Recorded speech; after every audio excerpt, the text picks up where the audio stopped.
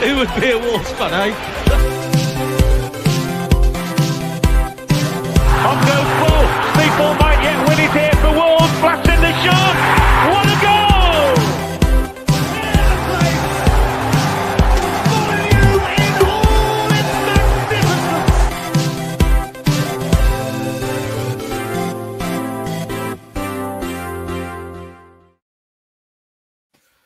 Hello everyone and welcome to your latest Wolves Fancast episode. I'm your host Little Dan. On tonight's show I've got with me Ed, Gav and Josh Lem. How are we doing, guys? We've not started the weekend greatly with the news that Wolves have stripped Mario Lemina of the captaincy, with Nelson Semedo being given the armband for the rest of the season. Your thoughts on that news, Ed? Well, it's just, we're the club that keep on giving, right? That's the thing. There's always something to talk about, at least.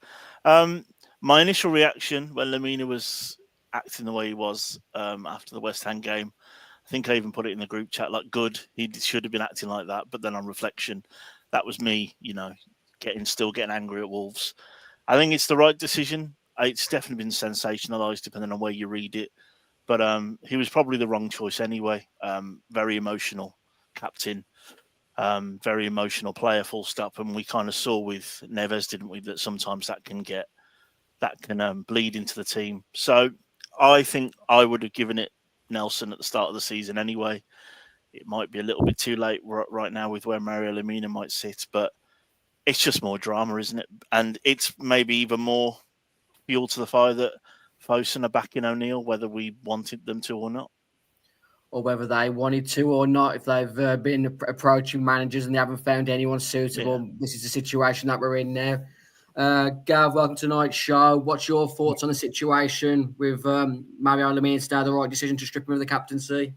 To be fair, you'd probably have to say, yeah, after what he did at West Ham. I mean, he looked like he wanted to scrap with everyone, didn't he, towards the end? Well, at the end of the game, anyone that came his way, he looked like he was just going to fill him in.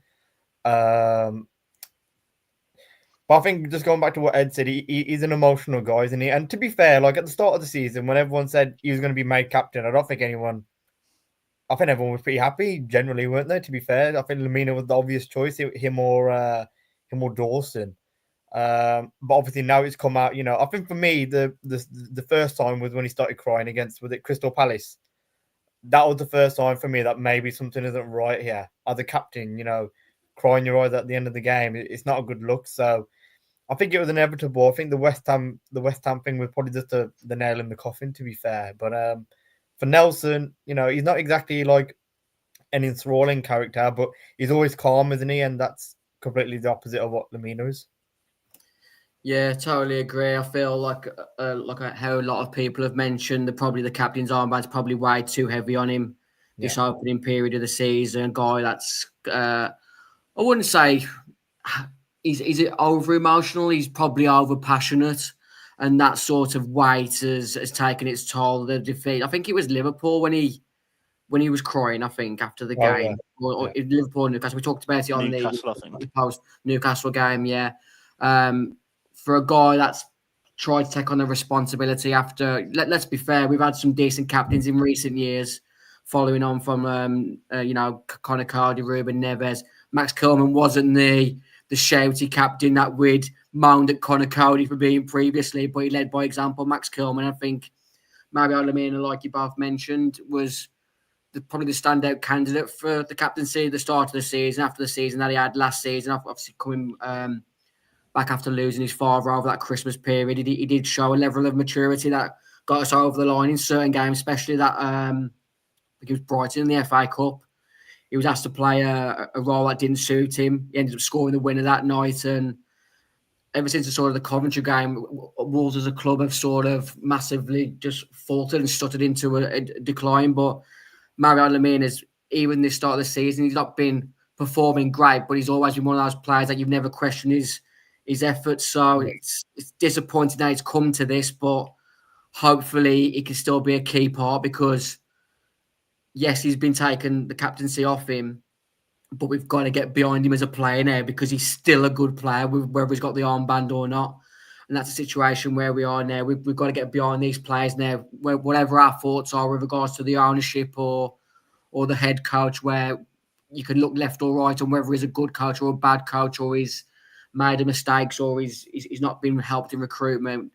It's on us as the fans now to get behind, and the players have to give us something to get behind, which is obviously key in every single game. But it's now 20 plus games that we've got left to play. It's huge for the future of this club, because we said before, the Wolves fans will be here come rain or shine. These players will come and go. The ownership will come and go.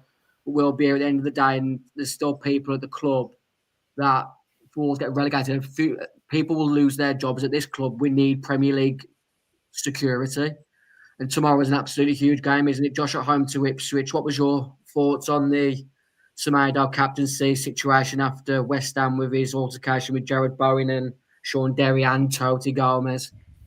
Well, at the time, I saw it as not a good thing, but it's like someone's actually showing some passion. You quite like to see it. Maybe it's not, in hindsight, not right that it's the captain that's doing those sort of things. And I think behind closed doors, although it's not like, doesn't seem like the most vocal of leaders and whatnot, I think Semedo is someone that a lot of the players somewhat look up to or admire his professionalism. And I think that's something that he's always had. I don't think we've ever really heard anything bad about Nelson Semedo, and I think it's going to be one of them where he leads by example. As for Lemina losing the captaincy, whether it's for one reason or another, since he's been captain, he hasn't been great. He hasn't put in good performances, to be honest. So maybe it is to do with the pressure, and maybe losing the captaincy is something that will help ease the pressure a bit and hopefully help him perform better on the pitch. You are still muted, Dan. Every week, Josh, every week. I did say in our WhatsApp group earlier, it wouldn't surprise me on the back of this if he's sold in January. This might be the opportunity that Gary O'Neill needed to play the midfield too that he wants to play without having that sort of weight on his shoulders that he has to play his captain week in, week out. It's interesting to see where this goes. I think he's been linked with moves back to Turkey for the last couple of transfer windows. Mario Lemina. I think he's coming towards the end of his contract. I think Wolves have got the option to renew it for another year, but I want to add in, although I do think he's a good option for the captaincy, I wouldn't be surprised if maybe it's a bit of a stretch, but if he's been given the captaincy in a bit of a ploy to make him, you're the captain of the club now, think about how much you want to stay here, in a bit of a ploy to make him accept more favourable contract terms or something. Yeah, probably. I'd agree, yeah. Yeah. Different ways to look at that. He's obviously coming towards the back end of his career.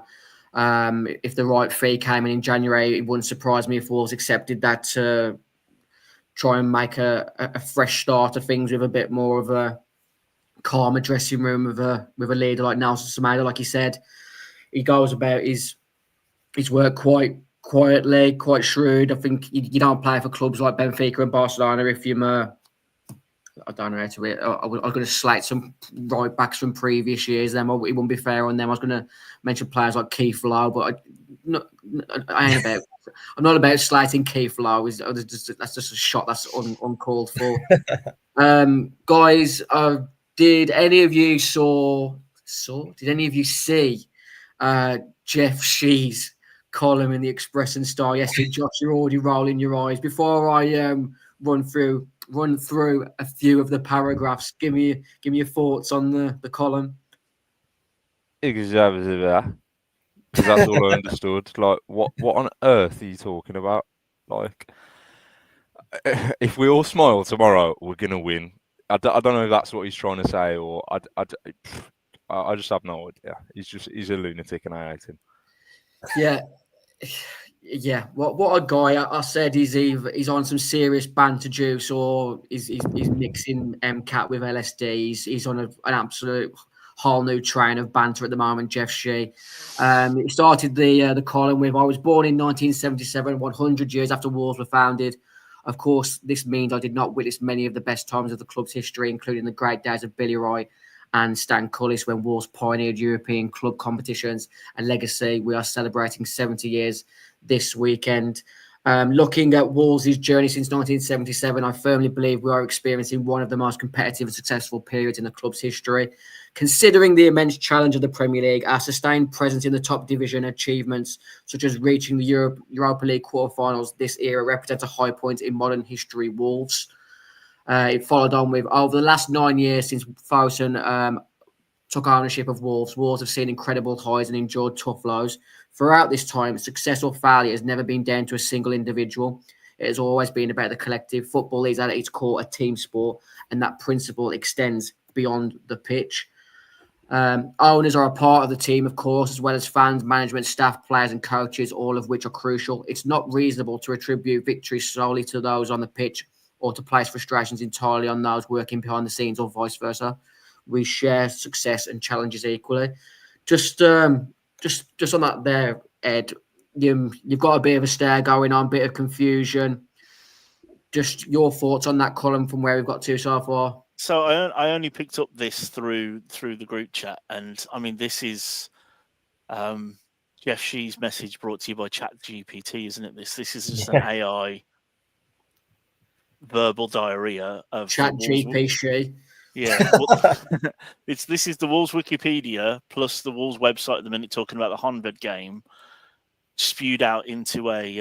I hadn't read any of it, so this is the first time I've bothered with this, and it's not even a politician's answer right now, is it? He hasn't told us anything. All he's told us is things that, like I say, you can get off Wikipedia. It's what was the point? What was the point of this article? What was the reason behind it? The Honved stuff. You'd like to think that it was some sort of PR jargon to try and get the fans a little bit more calmer with the situation that we're currently plummeting in. But Jeff Shee went on to say, competing in the Premier League consistently for a long time is never smooth or predictable, especially in a league that grows more dynamic and competitive each season. Financially, Wolves operates under a model of prudent funding from its owners and is not yet fully self-sustainable. The investment comes when necessary and is based on the business rationale. What do you class as Fosun's business rationale, Gav, based on the fact that when we need to spend, they spend to protect the investment, but when we need to spend to improve the club, we need to sell to buy? It's essentially, we'll spend the money when we're looking like we're going to go down. If we're looking like we're comfortable, we ain't gonna do anything, and that's basically what it is. You know, that's essentially what he's saying. If we're in trouble, we'll put it in. If we're not, you're not gonna see a penny from us. Essentially, is what he's saying, and we've seen that in that. You know, the proof's been in the pudding in what they've been doing in the past couple of years. So you can't play to him. He's stuck to his word, and that's what's happening. Yeah. I think would you guys be more accepting if we hadn't been sold a dream originally with regards to, you know, a 10-year plan and talks of Champions League football and, you know, the way that they funded us in those first 2 or 3 years with the likes, you know, signing of Jota, Neves, Bolle, first season in the Premier League, recruiting the likes of Rui Patricio and João Moutinho. To be where we are now. With the Man City quote. I can't remember exactly what the quote is, but he says we're going to be, or we have the potential to be, the next Man City, and I think that's the biggest bullet he's ever shot himself in the foot with. Yeah. The thing, it don't make no sense, because surely if he's saying that, then there was you know, he's looking to spend at least £1 billion into the club at that point, because that's how much City had spent. So surely he would have been comparing how much they spent compared to what they want to spend.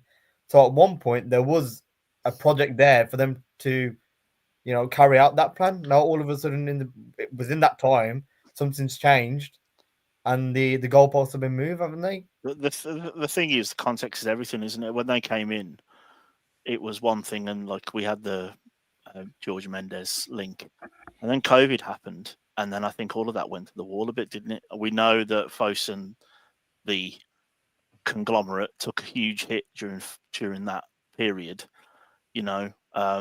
So the goalposts did move, but the problem is we didn't get any kind of inclination that we should not necessarily change our expectations, because I don't think anyone believed us to be the next Man City, because the rules don't allow that to happen, which is what you're seeing with Newcastle right now, isn't it? They've got all the money in the world and can't spend it.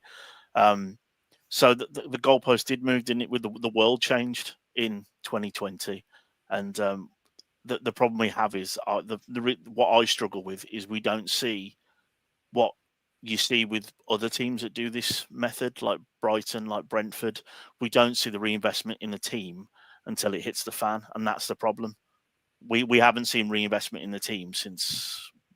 I know we had a little bit of an injection with Lopetegui in that January when we got Lemina and a few other people in, but we haven't seen it year on year. We sold Jota, we didn't really replace him. We sold Kilman, we didn't replace him. We sold Neves, we didn't replace them. So we're not seeing the fruits of the labour yet. And when we do buy people like Tommy Doyle, we don't seem to play him.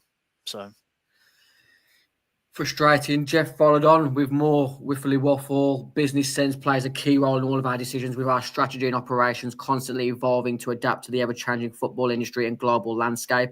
Of course, this year, injuries to key players have also been particularly challenging, and I hope for better fortune in 2025.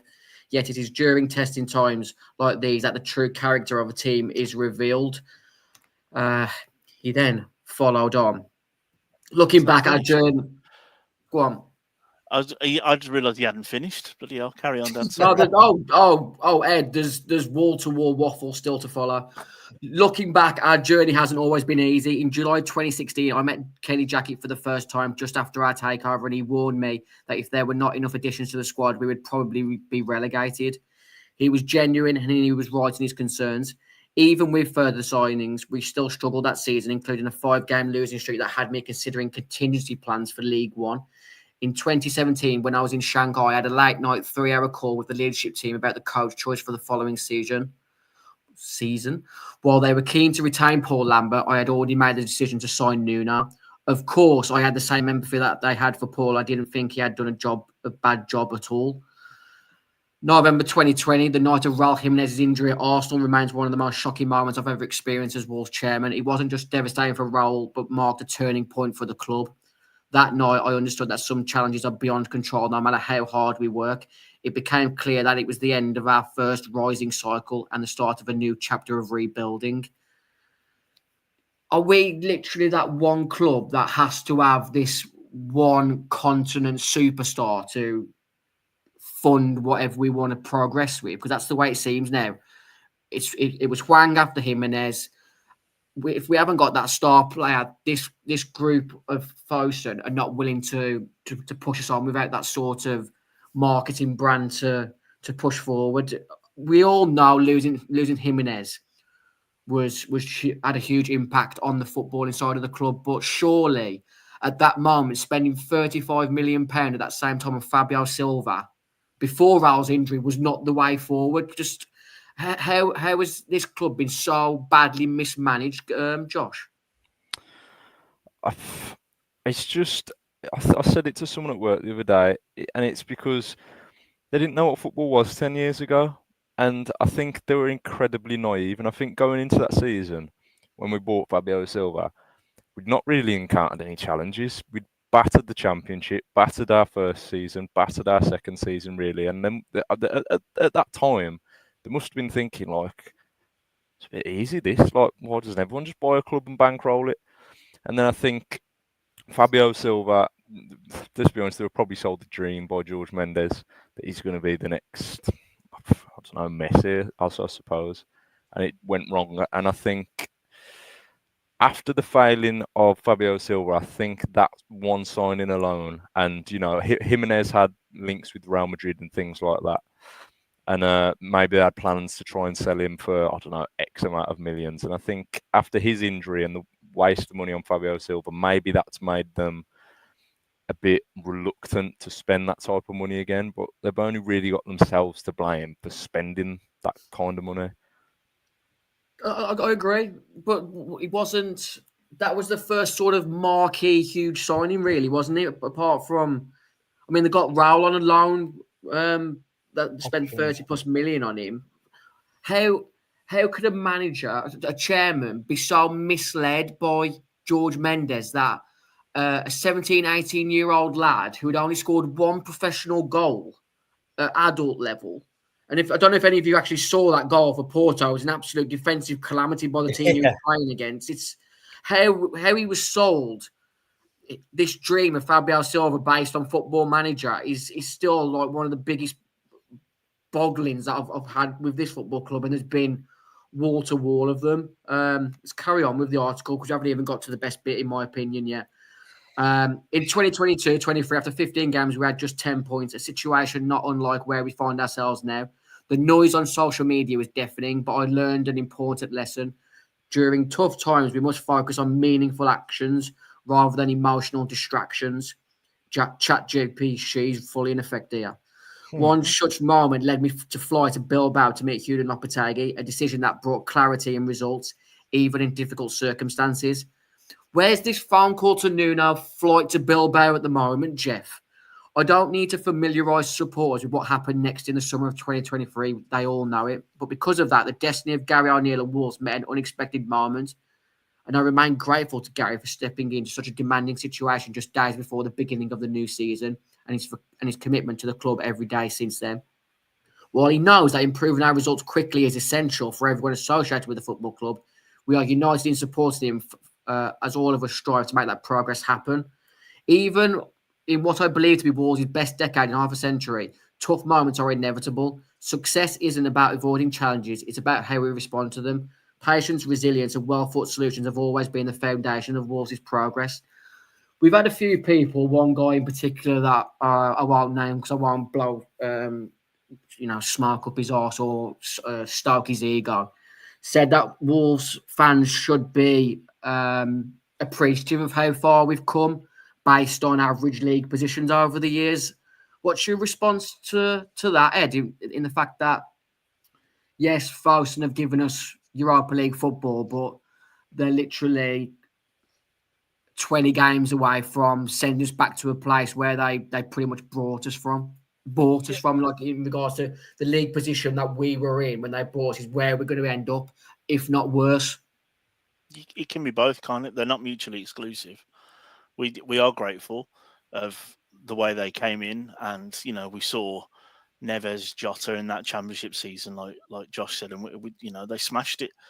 But that doesn't mean that at some point in any kind of relationship, which is really what this is, you go through that tough period and you go, is it working? Is it worth it? And have things changed? And things have changed. We don't get that kind of investment anymore. We don't see that kind of clarity in decision making. We don't even see them, spaffing 30 odd million on a youngster. Do you know what I mean? We don't even see that anymore to even get excited about that. What we get at the minute is abject apathy, and there's nothing there. So it can be both. I'm very grateful that I saw Wolves in Europe. That is amazing. I genuinely never thought I'd see that when I was growing up. Did not expect to hear any kind of European anthem at the Molineux. So that's amazing. But that doesn't mean that things aren't bad now, because they are. That's just a really blinkered view to say thank you for everything you've done, and therefore you can't ever do anything wrong. That's not how the world works. Yeah, totally agree. It's a stupid point of view is what I'm saying. I don't know who that person is, but that's stupid. That's like saying I started a new job this year. My boss promised me loads of good things. My first 3 months salary, I got bonuses, and now I'm getting less than I was promised. And I should be happy that the first 3 months I got some extra money. It's not the way it works. It's not the way the world works. Yeah, I had a different analogy, which I'm not really comfortable saying live on. I didn't go with your analogy. Yeah, thanks for that, Ed. No worries. Yeah, let's follow on with the last bit of the article from Jeff Sheen, the Express and Star. While emotions make football special, success in the game is largely a science. Emotional reactions may come first, but lasting success requires calculated scientific solutions. Finding the right formula isn't always easy. It often takes time, but once it's discovered, results will follow.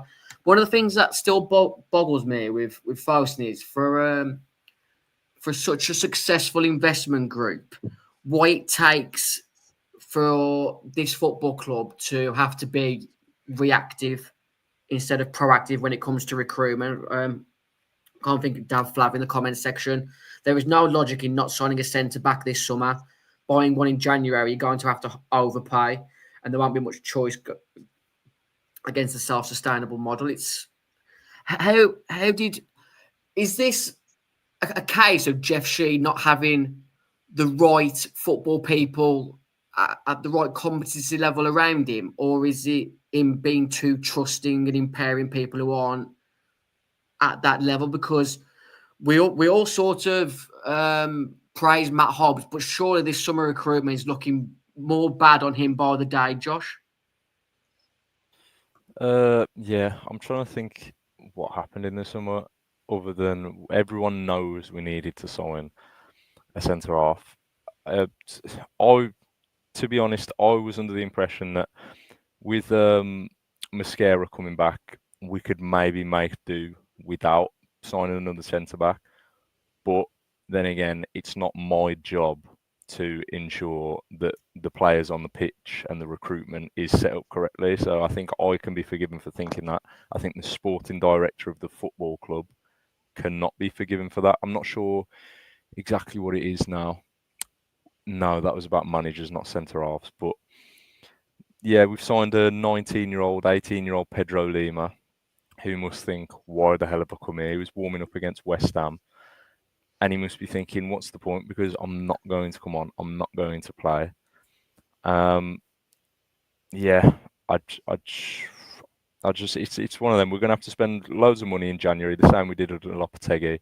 And then the excuse they'll use for the next few windows is, oh, well, look how much money we spent on your football team in January. Unfortunately, that means we can't spend any this summer. And it will just be that. Yeah.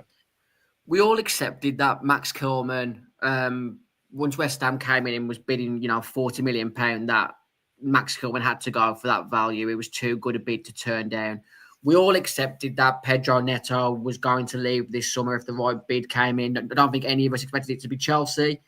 But once that bid came in, we were accepting. We all appreciated the ability that Pedro had, and he had to be playing some level of European football because we weren't offering him that.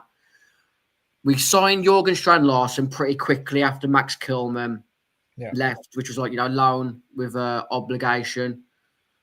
Good move, Wolves. You finally got that number 9 striker that we've been calling out for since Jimenez got injured. And then the next step was buy a centre-half. How could this management team think transitioning to a back four and having Yerson Mosquera and Totti as your 2 centre-halves is the way forward for this Premier League club? We talked about it on the post-West Ham show that, Craig Dawson would have been a good example for the captaincy. But transition to a back four, Craig Dawson wasn't going to be in that defensive lineup. So forget Craig Dawson being in your team. Max Kilman's gone. They've said in the article that they had intentions, if they brought a defender in, just to send Santi Breno out on loan. So basically what Matt Hobbs has said is they're lumping and gambling on purely Mosquera and Totti being the centre-halves for a 38-game season. For me, it's inexcusable for a club of our size going into its 6th-7th consecutive Premier League season. How we can be so reckless with the numbers, because let's be fair, even going back to Nuno, we only really had sort of 13, 14 reliable players. The rest of the bench was filled by academy players. And our academy, let's be honest, it hasn't been great. There hasn't been many academy players that's come through literally from the early ages, apart from sort of Morgan Gibbs-White, who Nuno didn't trust to make an impact on the starting 11. So for a club, for an ownership that's so shrewd in investment, how we're going through recruitment plans year on year instead of having a 4 or 5 year plan, which is having to be ripped up after every season. It's inexcusable. And what I wanted to touch on a bit earlier was, yes, we're appreciative that Forest have got us to European football, but you can't sell us a dream and then shovel an absolute lorry load of shit onto our pitch and expect us to pay even more to see it. Yeah. Honestly, there has to be some sort of line drawn in the sand with this ownership, and I feel that tomorrow is an absolutely huge game. But when our chairman is then coming out with this last paragraph, you can see on the screen here, I believe in the power of positivity because negativity achieves nothing. Just as atoms remain atoms, how we perceive, combine, and connect them defines their collective value, and positive energy grants the group of atoms life and vitality. I mean, I never read any of this column. I only saw that quote, and I went to bed. Honestly, I just went to bed because I thought I'm not. Honestly, I'm name is Ed. I didn't even read any of this. I saw that one quote. I didn't even bother reading it because I thought he's just gonna piss me off. And then just going back to what you were saying, Dan, about the investment and stuff. You know, they've been using the FFP line. You know, and to a certain degree, you can accept it because that is part of the game. That is something you've got to be wary of. But they've done nothing with the infrastructure of the club since they've come in. They had these plans to have a 50,000 seater stadium. Ever since that picture got released at the end of the promotion season, haven't heard nothing about that. He's pushed it off saying loans, you know, interest rates too high. But the League One teams getting brand new stadiums. Leamington Spa, they're getting a brand new stadium soon in the next couple of years. That's National League. You know what I mean? And they said they're going to fill the corners in between the Steve Ball stand and the South Bank. They haven't even mentioned that once. You know what I mean? So it's not even like, you know, yeah, they sold us a dream, and financial fair play comes into it a little bit. You know what I mean? But when it comes to infrastructure, they haven't nothing, absolutely nothing. You can't tell an ownership how to run a club, but when you see that the owner of Fosun is the 7th richest owner in the Premier League table, and we're literally struggling to recruit decent level players. We're lumping the season ticket prices up to what I class as extortionate value based on what we've been receiving the last few seasons. You can't knock Gary from this point of view. Since he's come in, our goal scoring tally has risen dramatically after the seasons with the back end of Nuno and Lopetegui. But the way that we're shipping goals, we might be entertaining for the neutral, but I did not want this fan base to be paying this much extra to be entertained in our own goal, Josh. Yeah. It's like if you could offer each of them players £1 million if they can go 2 weeks without conceding a set piece. None of them would be £1 million richer. I don't know what it is. We had a set piece coach, didn't work when he was here. They sacked him, maybe to take some of the heat away. It's arguably got worse. So maybe he was actually doing a job. But I don't know. It's like the opposite of what we've had in recent years. Like I remember parts of how we were under Large and Lopetegui. Like Lopetegui, you'd go 1-0 up. Right, good luck getting a second goal. The amount of games I remember us winning 1-0, and it's just the opposite of. Yeah, it's like the thing centre back. If we got a centre back, you could argue we wouldn't be in this situation. It's just I don't have any words for it anymore other than just like incompetency. Like I am quite speechless because I have that many things on my mind that I can't really get them all out. But it's just I just want us to be better. And I understand it's hard for us to just be better and get in Europe every season, but just do the right things. Don't lie to us. Do the basics right. And try and be a bit more connected to the fans as well. Like, I don't know whether Jeff Shee and Fosun think we love them at the minute. Or does he understand, we want you to do more. And I'm going to talk myself into a hole here, so I'm going to pass. You've sort of said what I was trying to get at earlier, and I've said it on numerous times on our channel, is that we're not expecting a Abu Dhabi transfer war chest. We just want our team to be competitive, and probably the 3rd or 4th, maybe coming up to 5th season in a row now. No, probably 3rd or 4th season in a row now. They've just scrimped away at all the talent that we've had in this squad, and there's only a certain amount of time before you're going to get relegated. Gary O'Neill, we've all slated him. We hate when he's got his excuses, but when you lay some of his excuses down on the table, Ed, you can't disagree with him. When the comment that he made after the West Ham game was when he took over from Julian Lopetegui, Wolves had finished on 39 points. Since then, we've made £200 million on player sales.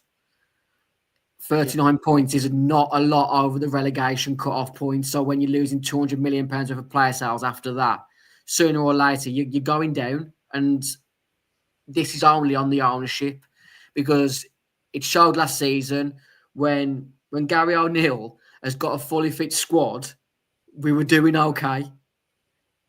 And I don't believe he's become a bad coach overnight, but the run and the way that we've lost certain games, it may be that we just need a fresh voice in the dressing room and at Compton to drill these players into a new direction. But just help me out here, Ed. Where do we go as a fan base without literally setting the ground on fire? Because it's going that way soon. There's already people who are clamouring for some form of toxicity, whether it's on pitch protesting, outside the Billy Wright statue protesting, not turning up for games, coming into games late, not buying merchandise with the club. It's toxic. Yeah, it's toxic. And the thing is that they're an incredible investment company, but most businesses aren't. I mean, the stock market is volatile, business is volatile, but nothing is as up and down as football, right? Because there's so many uncontrollables, but they're coming in trying to manage this like it's spreadsheets with set macros and formulas, and that's just not the way football and sport works. I mean, if you grew up in the 90s and early 2000s, you were told by, the millionaires, not the billionaires that owned football teams then, you don't own a football team to make money. Things are different now. They, Fosun try and do, is it Wolves Records? We've got an esports team. We've got all these other things that are sidelines. They're doing side hustles using the Wolves branding in hoping that, that they'll get some kind of return from an investment out of it. But the be all and end all of it is, like Josh said, we need to be better on the pitch, because that brand will be worth sod all in the Championship. I don't know who plays for Plymouth. I don't know. I don't even know who plays for the Albion. I couldn't tell you one real player in the Championship other than maybe a player that's gone down with the team that went down last season. I couldn't tell you. No one cares past the Premier League in the world. I mean, England is amazing for the fact that League One teams can have like 20,000 people turn up. That is unheard of around the world for a second or third division team. But that isn't going to keep Fosun happy. That's not going to keep their money rolling in. So that they need more football people in decision-making positions. And the only thing I think we can do now is back the manager, back the team, because that's all we've got left. That at the end of the day, they're the only thing that really actually matters other than us. And this head coach knew what he was taking on the start of last season, but there has to be some sort of reasoning with the fans that these players aren't going into games to ship goals for fun. If it comes out there's match fixing involved, then that's a whole different story. But I don't believe there's that level of bad defending. Is there them shipping goals for fun? Thanks for everyone that's commenting. I'm going to get through a couple here. They're 100% asset stripping us before they leave. Do you really think Fosun will leave us with a successful brand like Wolves Records? Danny P says at a certain point with Newcastle, Villa, Brighton and probably Bournemouth soon getting into Europe based on good investment, Jeff is going to have to admit that he lucked out with Nuno and that squad. And that's one of the things that's key for what I've been saying for a few years now. All the good football know-how people that he's had around him, he's dismantled. Yeah. And for me, this is why we're really struggling as a club now, because the guy at the top has empowered the wrong people at certain times, hasn't trusted the right people at the right times. And this is why we're circling the drain now with relegation. Dav Flav, not convinced on the self-sustainable model, but I don't want a club that spends a fortune panic buying every year. We need to be proactive, not reactive. Maybe look at Dan Ashworth as a sporting director. I mean, Man United are a bit more of a global joke than Wolves in certain actions, aren't they? But I'd be surprised if Dan Ashworth would even consider coming to Wolves with the sort of the recruitment model at Wolves and just I was on WM last night and I said we've just got a chairman that you can't trust what he's going to say from the next day to the next. But tomorrow is an absolutely huge game at home to Ipswich. Gary O'Neill had his pre-match press conference today. And he stated that Jose Sarri is unavailable with a shoulder problem, but Sam Johnston is the number one going forward. Pablo Sarabia is out with a calf injury, and as we all know, João Gomez is suspended, having picked up his 5th yellow card away to West Ham on Monday. Further on in the press conference, Gary O'Neill said, whether it's a lesson learned or not, Wolves are expected to spend in January to bolster the squad. Matt Hobbs is already trying to sort moves. The defender is the main area that we need to improve. But I said earlier on the show, Ed, that we need 2 centre halves in January. What's your thoughts on that?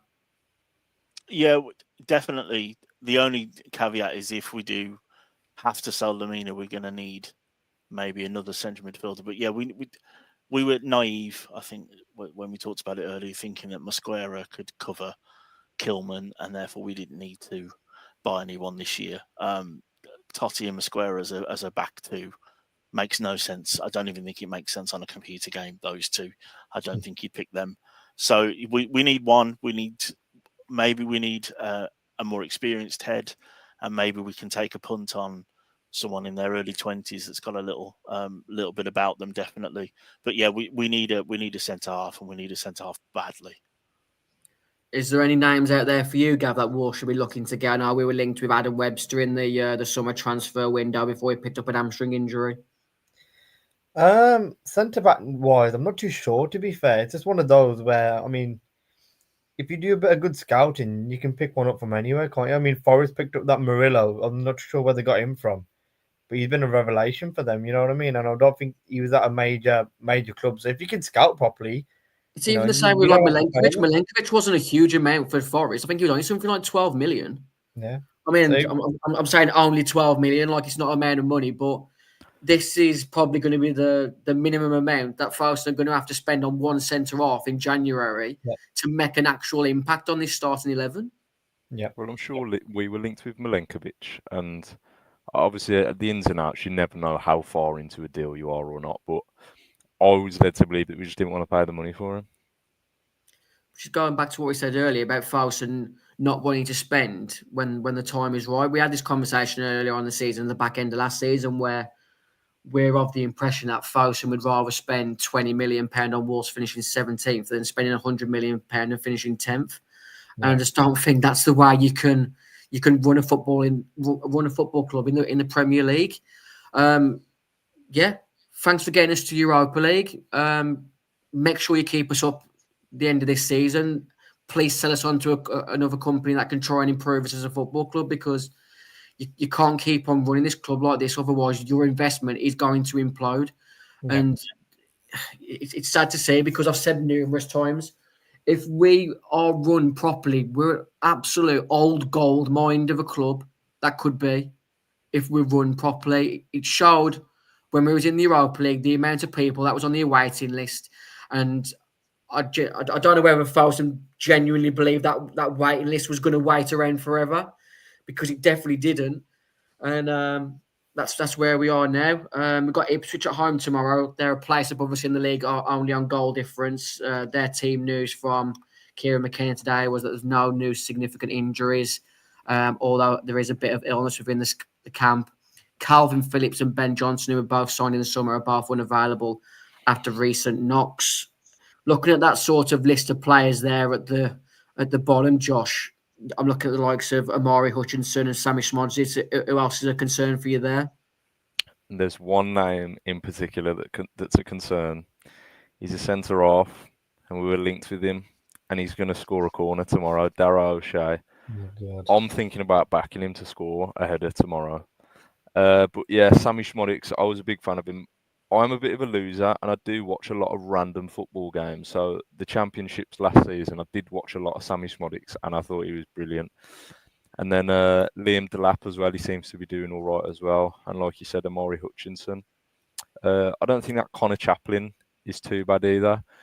But I think they're really going to come for us tomorrow. I think they're going to see how down we are, and they're going to really try and capitalise and be really direct with us tomorrow. And I think it's going to go one or two ways. I think they're going to be overly confident and it's going to cost them, or I think they could blow us away.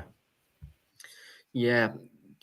They have got a bit of a bad away record. They haven't won away since the middle of November, and that was a 2-1 win away at Tottenham. They've lost to West Ham 4-1. They lost to Brentford 4-3.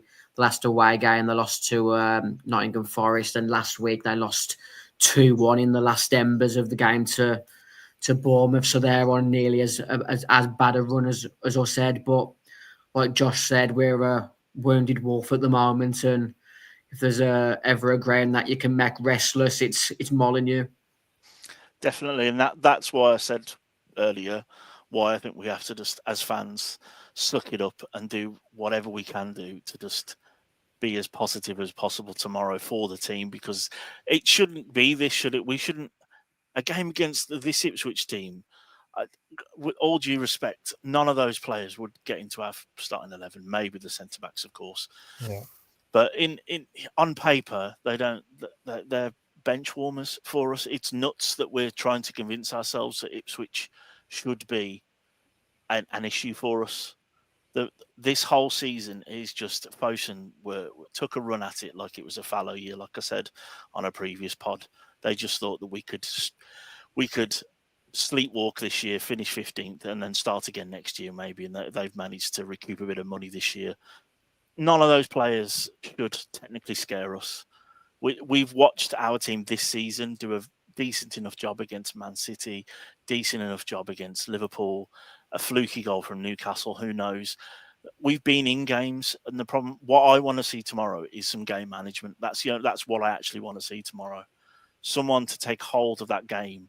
It's for us to have tactics that aren't just 20-minute blocks when one of the keepers goes down and we all have another regroup and Gary changes things around again because it's not worked.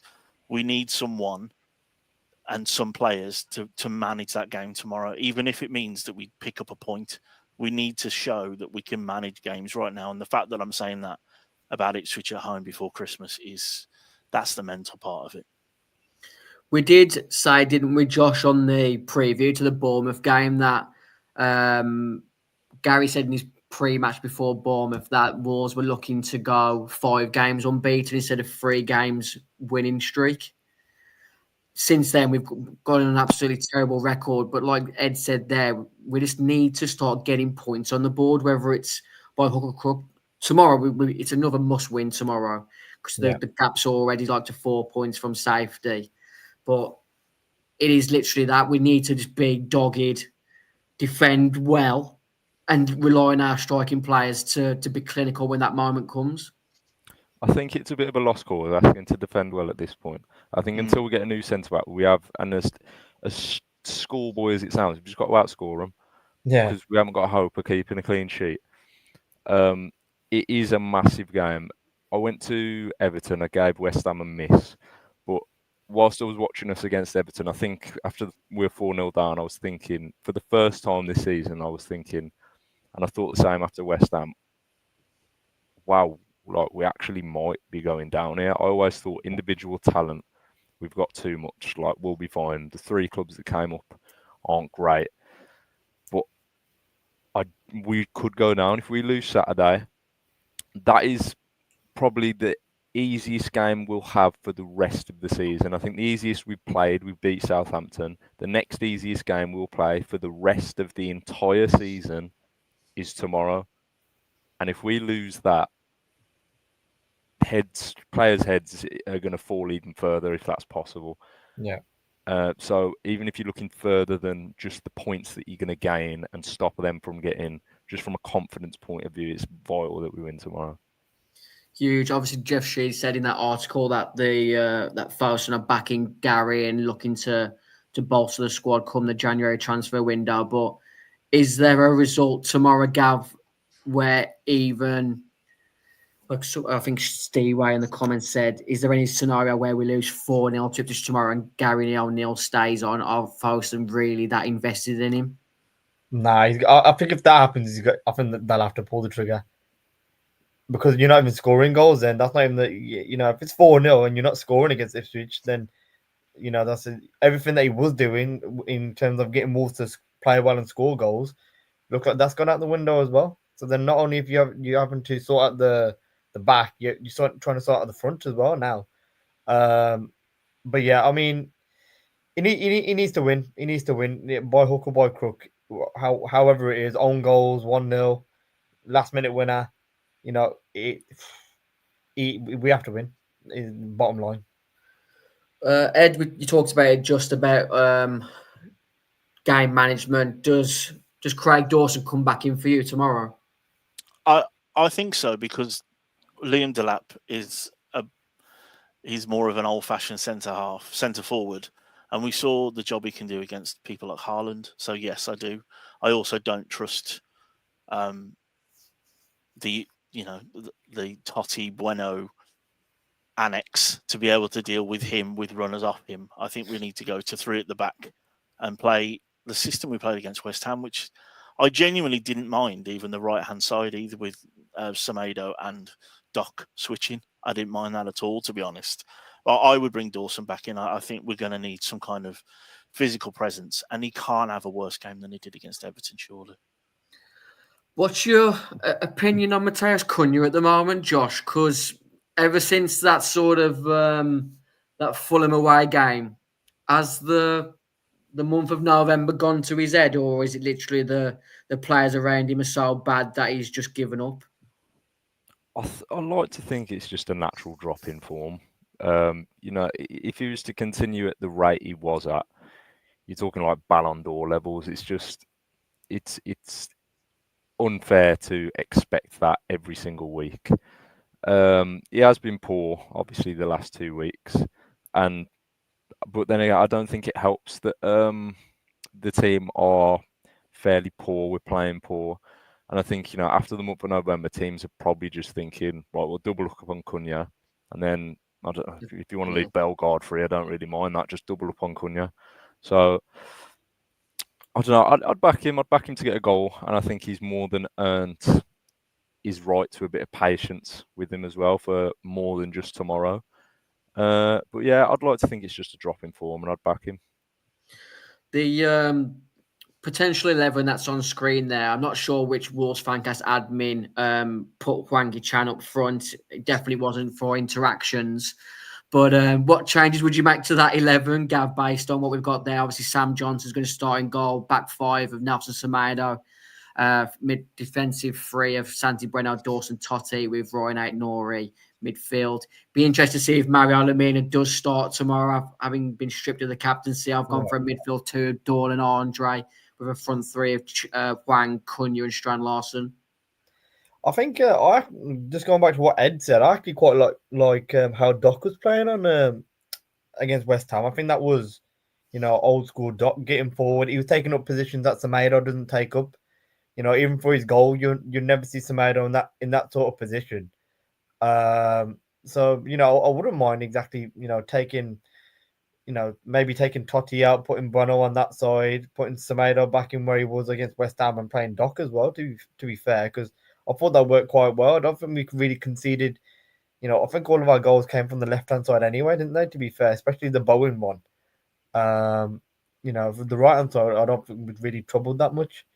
But the only other position, which is it's been a bit of a headache, really, has been that Hwang Hee-chan position, because who we played there? We played Sarabia, Bellegarde, Forbes, Hwang.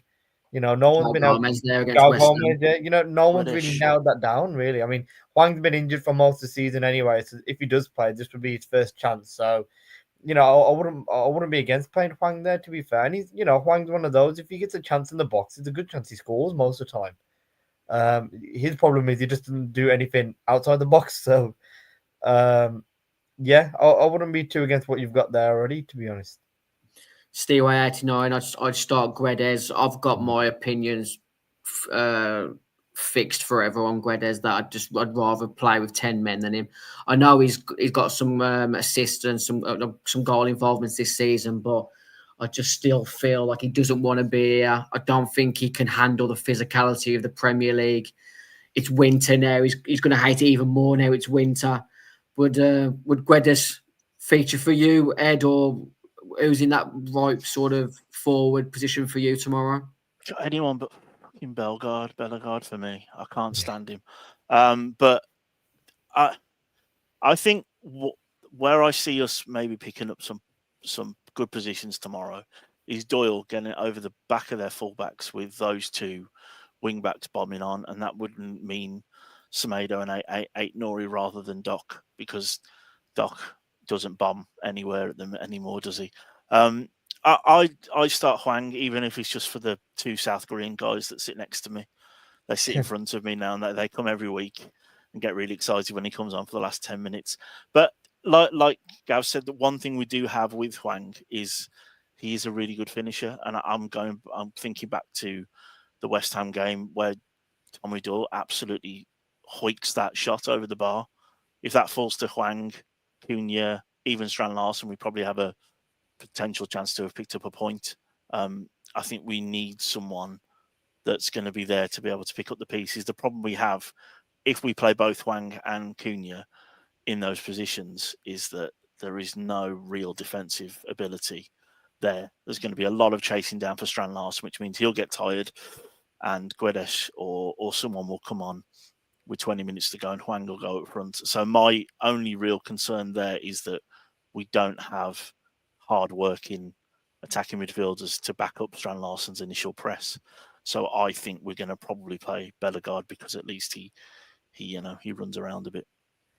It would be quite unjust, but hear me out for a second. Would a possible dropping of Strand Larsen and going for similar to what we did last season with Hwang down the middle, Cunha off the left, and maybe someone like Guedes or Rodrigo Gomez or Forbes playing off the right be a possibility, Gav?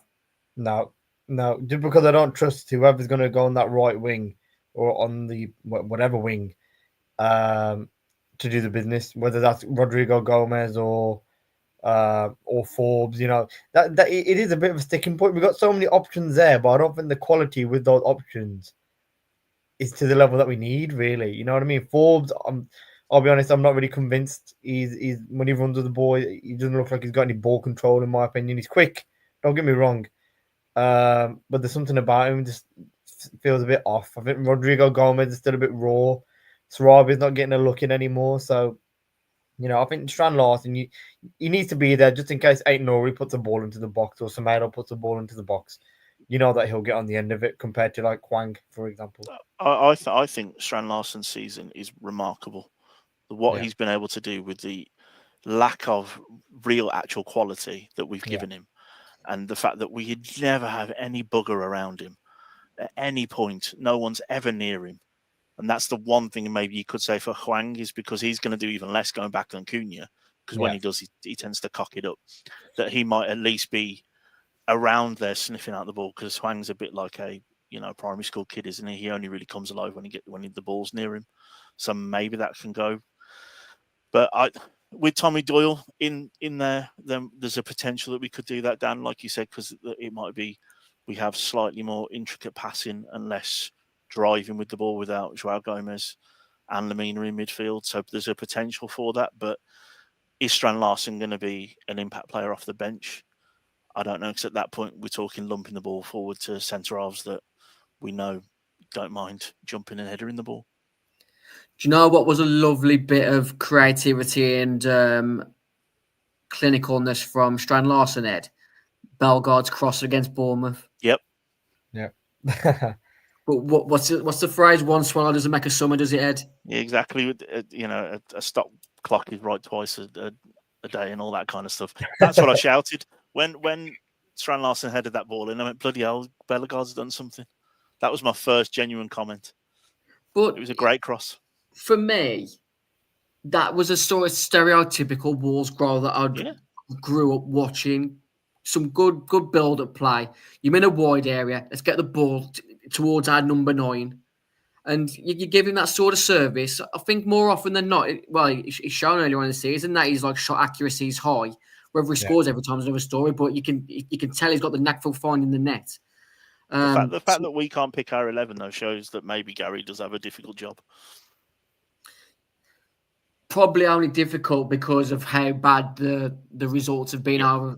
Because pretty much the team picked itself last season, didn't it? Towards this period onwards up until sort of February time. Yeah. We're nearly an hour into tonight's show. Thanks for those who are watching us on the Wolves Fancast. Please press the like button if you can. It's key for us to get more exposure on YouTube to be able to bring you more content on a daily, weekly basis. Gav, your score prediction for tomorrow's game at home to Ipswich? Well, we're definitely conceding, I know that much. So I'd say 2-1. I think Strand Larson will score as well, anytime. We'll come to a Sky Bet Builder section in a bit. Josh, your prediction for Wolves Ipswich tomorrow? I mean, guys, if you want to predict an Ipswich win, I'm not going to judge you. I can see it being a end to end, which when I predict that, it usually means it's going to be 0-0 or something. But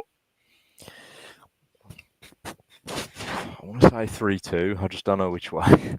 It's fair enough. Do you remember when pretty much Ipswich came to Molineux and got sold back in the sack? Might be another toxic day like that tomorrow. I really hope it's not. Chris Sutton said in his prediction today that he's predicting Wolves to win 2-1, but 51-year-old Chris Sutton backed himself to score against this Wolves backline if he came out of retirement. And based on that, I'm going with the same prediction. I think Wolves will win 2-1 tomorrow, but I think it will be really, really ugly. Yeah. Just after a quick break for our audio podcast outlets, then we'll be back to discuss all the other weekend's fixtures.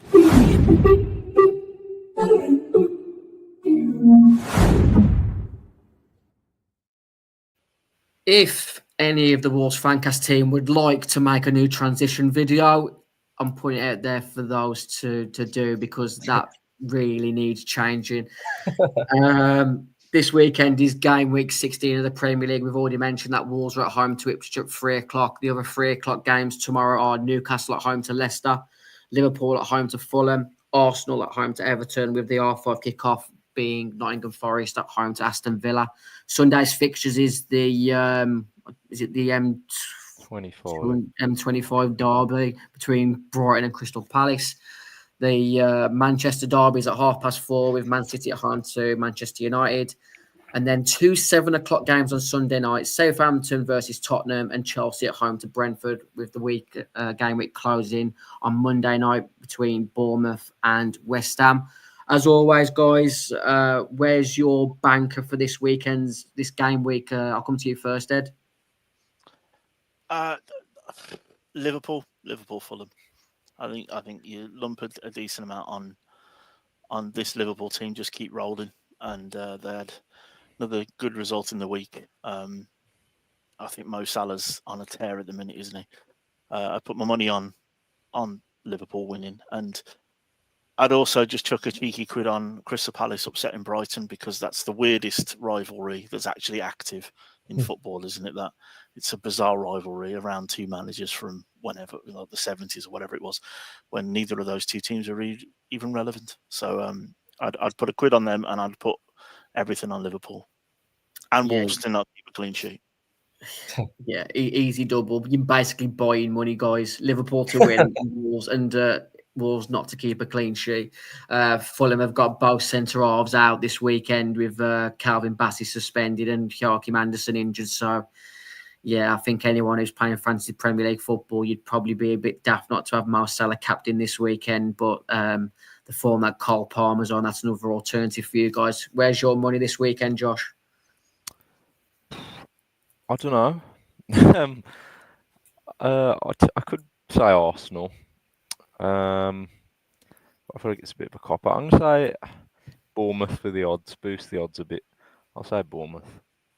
Bournemouth at home to West Ham. Just because I remember how awful we were away under Lopetegui. Yeah, and it's a fair comment, and based on the way that West Ham played against us the other night, you can see that they're really low on confidence. They haven't really got much of a structure. The thing that really annoyed me the other night, because I was convinced that we was going to stink out the place, is that I was basically Mohamed Kudus goal and a Thomas Suchek yellow card away from a grand off £1. Oh. When he had two goals disallowed, I was just like, yeah, my luck's just really not in at the moment. Gav, your choice. I'm going to go for the cop-out and say Arsenal, because I've got them in my last man standing at work. So, yeah, I'm going to go for Arsenal. Yeah, Everton, as as impressively they might be looking in the league table with 14 points from 14 games compared to previous seasons. You don't see anything but an Arsenal comfortable win at the Emirates, do you, tomorrow? I think Newcastle, I'm going to absolutely stormroll Leicester at St James's Park tomorrow. I think Alexander Isak's in a good level of form at the moment, so we could all go for the cop out of Liverpool at home to Fulham, but there is always these sticky games. I remember Fulham getting a result away at Liverpool a few years back. I think the differential for any fancy Premier League players this weekend, if you've still got him in your team, is Erling Haaland at home to Manchester United, because surely at some point this Man City team's going to turn it around, but it just goes from one stink to another, isn't it, for Man City? They're lucky they've got 27 points already in the bank, because they'd be in serious trouble, Man City would, at the moment. Let's go to our what we usually do, which is our Sky Bet bet builder section for the game between Wolves and Ipswich tomorrow. I'll come to you. Come to you first, Gav. Player to score in 90 minutes. Yeah, I had Strand Larson for that. What's that, 6-4? Yeah, Strand Larson. There is some actual, I'm not sure whether you can see this on the screen, but there's already some nice popular requester bets already on Sky Bet. 2 shots on target, each team in each half. Each team 2+ corners in each half, and each team 20+ booking points at 22-1. And also, you can get Matheus Cunha to have 2 shots on target at 2-1. That's not bad. I like both of those.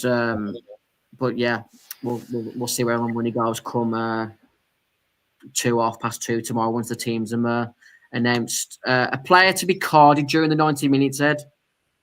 Andre tripping over Amari Hutchinson. Andre to get booked is a 9-4. Can you give me a player to be booked in the 90 minutes, Josh? Let me have a think. Connor Chaplin. Connor Chaplin can get Scoring the winner at the end, taking his top off. Yeah. Right. How else are we going to boost this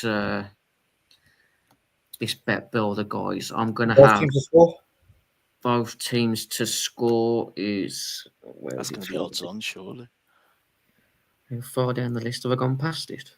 The both teams to score on both halves? No, it's not it. You've gone past it somewhere. I think it'll be near the top, but there. Both teams to score. Yeah, both teams to score. You can get a 15-8 on. Told you. Right. I've already said Wolves 2-1, haven't I? So I'm going to lump on that 7-1. That gives us odds of 150-1. So you can get Wolves to win 2-1. I mean, both teams to score already, that isn't it, really? Wolves 2-1. Both teams to score. Andre and Connor Chaplin to get booked, and Jurgen Strand Larson to score in 90 minutes at odds of 150-1, guys.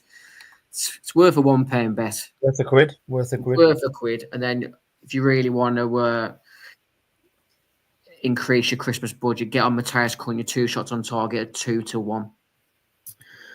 Thank you to Ed, Gav, and Josh for joining me on tonight's Wolves Fancast match preview episode in association with the Sports Social Podcast Network and fcquiz.app. Mouldy has just commented saying, "Can you request a bet for Gary to look at his iPad after we concede?" That is 1 to 10 on for new customers only. Enjoy your weekend, guys. Stick behind the team as much as you can. If you really need to get some disdain off your chest, there's a Billy Rice statue where the owners and corporate and board will be coming out after full time, but hopefully we won't be in that mindset tomorrow. It's a celebration weekend with the anniversary of the Wolves Honved game from the 70s. So 70s, 60s, whatever. 50s. It's going to be 50s. 70 years.